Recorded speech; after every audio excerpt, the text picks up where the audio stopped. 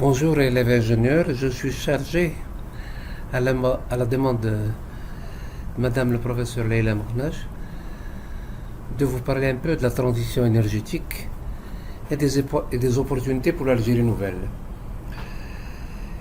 Dans ce cadre, je crois qu'il est important de situer un peu l'Algérie dans le monde de l'énergie.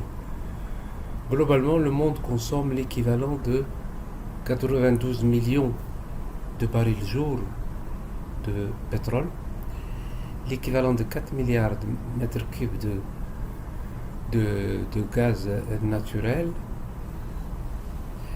et donc l'équivalent aussi de 4 milliards de tonnes de charbon. Globalement, le système actuel énergétique mondial rejette dans l'atmosphère l'équivalent de 36 milliards de tonnes de CO2. Ce qui veut dire qu'elles vont s'accumuler dans l'atmosphère pendant 120 ans. Elles sont directement responsables de l'effet de serre qui, comme vous le savez, induit une élévation de la température.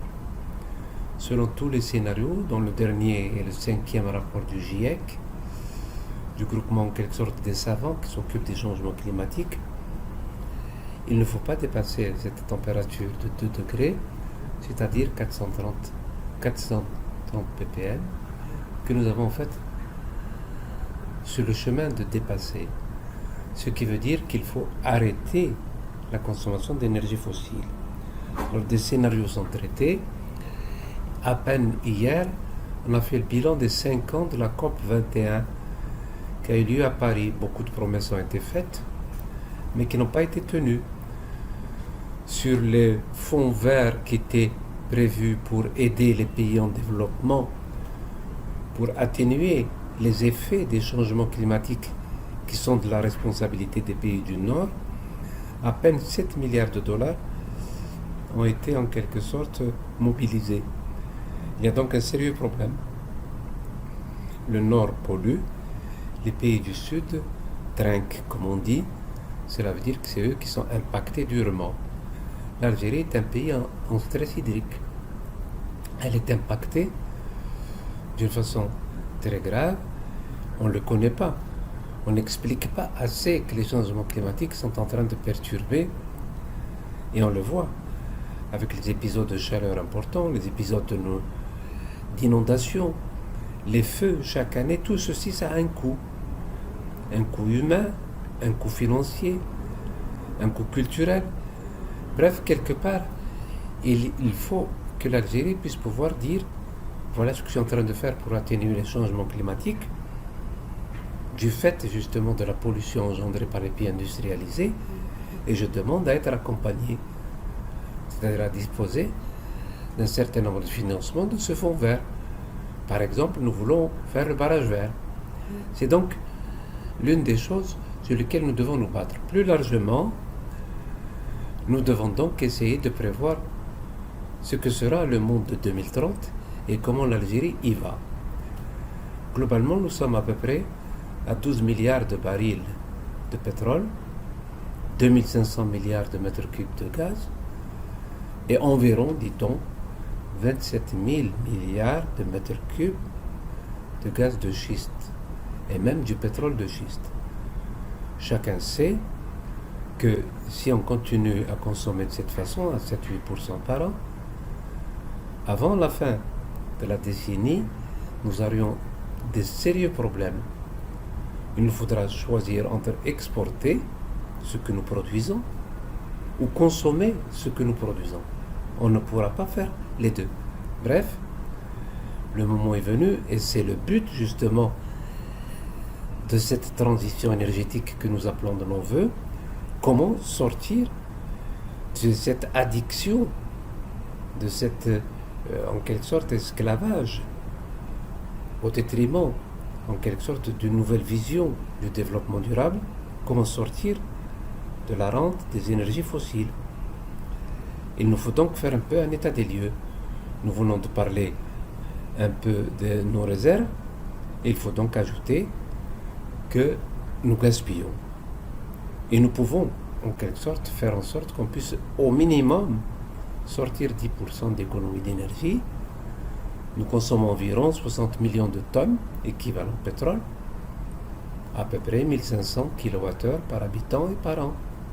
Nous pouvons faire 10%, c'est-à-dire l'équivalent de 6 millions de tonnes, c'est-à-dire 42 millions de barils. C'est-à-dire, au prix actuel du baril, aujourd'hui, 50 $, ça nous fait à peu près 2 milliards de dollars.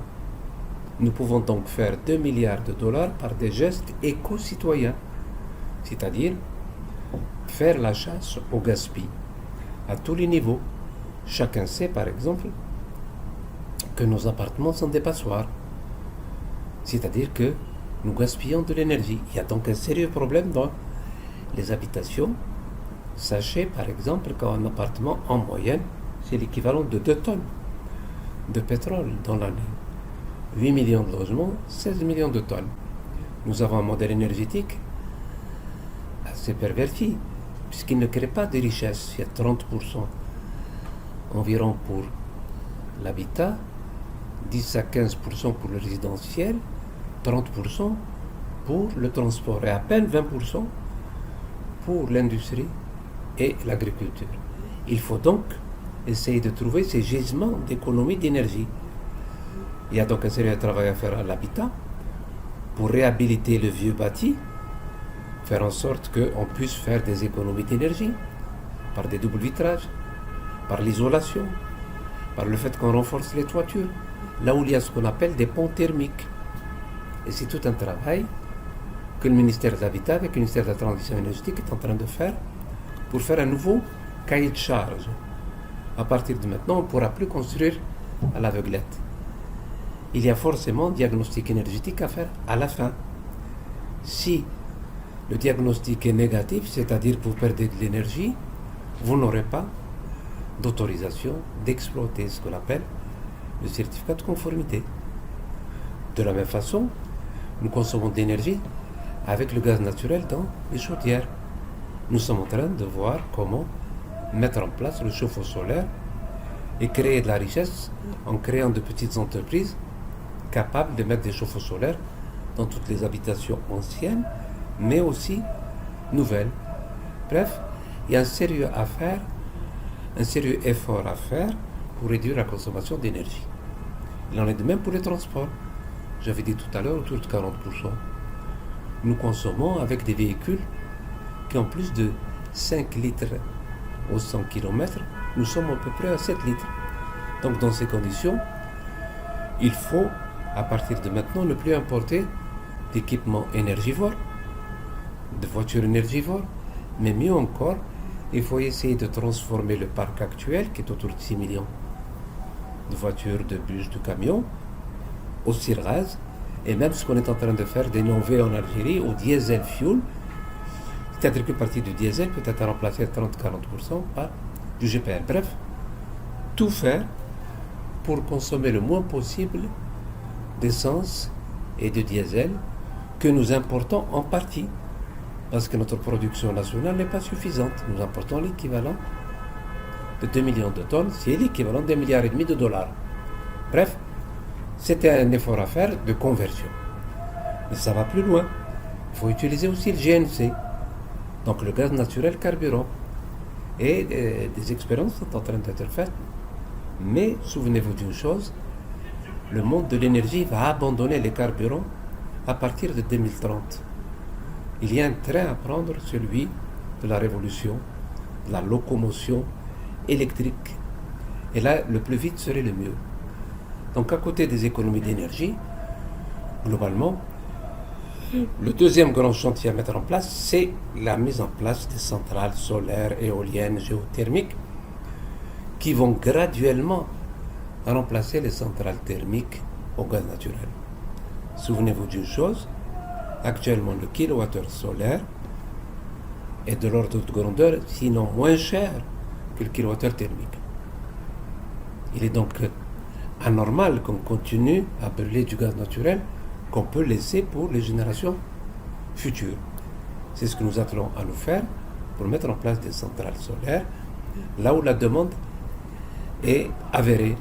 Nous allons regarder avec les wilayas On n'aura pas à faire des maxi-centrales, des petites centrales en fonction de la demande. Ça peut aller de 50 à 100 mégawatts, même moins. Bref, rationaliser la consommation d'énergie et faire en sorte qu'on puisse faire la chasse au gaspillage et de moins en moins d'utilisation de gaz naturel. Retenez une chose, actuellement l'Algérie consomme 800 millions de mètres cubes de gaz par semaine. Si ça continue comme cela, dans les 5 prochaines années, nous serons à 1 milliard de mètres cubes. Souvenez-vous que c'est l'équivalent de 400 millions de dollars par semaine. Imaginez si on a mis une politique de rationalisation de la consommation d'énergie, nous allons consommer moins, en consommant mieux. À un moment ou à un autre, il va falloir poser le problème de subvention. Et c'est là qu'il faut faire preuve d'imagination pour rassurer les classes sociales à faible pouvoir d'achat, pour leur dire que leur niveau de vie ne sera pas touché, mais celui qui consomme plus, qui a les moyens de consommer plus, il doit payer plus. Aussi bien donc dans le gaz naturel, aussi bien que dans l'électricité, mais aussi dans les carburants. Peut-être qu'il faille réfléchir tout doucement à ce qu'on appelle une carte carburant. Quelqu'un qui a un 4x4, qui consomme 20 litres au 100, l'État ne peut pas lui permettre de continuer à payer l'essence à un prix aussi faible. Parce que ce qui est avant, c'est le citoyen, de quoi il a besoin, l'abolition d'une politique de transport. Il faut donc moraliser la consommation de carburant. Et que là, graduellement, nous allons aller vers la locomotion électrique. Cela veut dire faire en sorte qu'on puisse avoir des voitures électriques. Souvenez-vous, un plein d'essence coûte 4 fois plus cher qu'un plein d'électricité. Cela veut dire que c'est rentable au kilowattheure près, même si au démarrage, c'est un kilowattheure thermique. Il faut aussi ajouter la chose suivante, c'est qu'il y a la voiture électrique, mais aussi le bus électrique. Il y a le camion électrique. C'est toute une création de richesses et l'Algérie doit prendre le train de la modernité. Voilà, globalement, à côté de tout cela, il va falloir définir une trajectoire d'ici 2030. C'est le modèle énergétique. Le modèle énergétique, c'est en fait un bouquet. Un bouquet, il y aura un peu d'énergie fossile, naturellement. Il y aura un peu de pétrole, de gaz naturel, peut-être du gaz de schiste, si la technologie est respectueuse de l'environnement, qu'il n'y a aucun danger pour les eaux du Sahara et que le Sahara est un écosystème qu'il faut protéger. Ensuite, évidemment, il y a l'énorme gisement d'énergie solaire, de l'éolien, de la géothermie. Souvenez-vous, nous avons 280 sources d'énergie géothermique, on n'en fait rien. Mais à partir de maintenant, nous allons utiliser la géothermie pour essayer de faire ce qu'on appelle le chauffage des habitations, le chauffage des produits agricoles, le chauffage au niveau de l'industrie. Bref, c'est un immense gisement où le potentiel va de 40 jusqu'à 98 degrés, peut-être même, si on fait des forages, on arrivera à avoir une vapeur à 120-130 degrés, ce qui nous permettra de produire de l'électricité. On va même réhabiliter quelques petits barrages hydroélectriques, un héritage après l'indépendance, pour faire en sorte que on puisse créer de l'énergie électrique à moindre coût. Si la réhabilitation coûte moins cher que de créer une nouvelle centrale, on fera cela. Et à partir de ce moment-là, notre modèle énergétique, nous allons le prévoir d'ici 2030. On se fixe une échéance. On se dit, par exemple, nous devons laisser 50% de notre énergie thermique, fossile, nous devons le laisser aux générations futures. Comment y arriver? Qu'est-ce que nous avons comme capacité installée? Nous sommes à 20 000 mégawatts. Nous allons peut-être être en 2030. Il nous faudrait l'équivalent de 2 fois plus que ce qu'on consomme maintenant. Nous sommes à 60 TWh. Nous allons être à 120 TWh. Alors les nouveaux 60 TWh, comment nous allons les consommer? Et faire en sorte qu'on utilisera le moins possible d'énergie fossile. Et par la mise en place, évidemment, d'un plan solaire, éolien, etc. N'oubliez pas une chose, le Sahara est une pile électrique. Et l'avenir de l'Algérie passe par le Sahara, avec un nouveau schéma d'aménagement, ce qu'on appelle un SNAT. Peut-être que nous aurons vers la transsaharienne électrique qui pourra accélérer ce plan énergie renouvelable. L'Algérie sera peut-être amenée à s'accrocher à des locomotives qui ont fait leurs preuves dans le domaine de l'énergie solaire, l'éolien. Je pense notamment aux 3 grands pays qui sont la Chine, les États-Unis, l'Allemagne. Et là, ça pourrait aller très rapidement. Et en créant ces centrales, nous créons du même coup de la richesse. Souvenez-vous, un mégawatt, c'est l'équivalent de 4 emplois. Donc on peut créer de l'emploi. Mais il y a toute une sous-traitance que l'on peut faire. Non seulement dans les usines, mais aussi dans l'autoconsommation. Et là, c'est un immense gisement. Imaginez un citoyen qui veut avoir sa propre éolienne, pourquoi pas, qui va vouloir avoir ses propres panneaux solaires. Il faut donc étudier des formules qui nous permettent d'être rentables pour que le citoyen puisse y trouver son compte. Et même s'il a un excédent d'électricité, on lui facilitera le raccordement à son gaz. Voilà globalement ce que nous espérons de mieux pour notre pays. Naturellement, c'est pas en cet espace de temps. Il faudrait développer tout ça. J'espère que nous aurons l'occasion de nous revoir un jour. Bon courage.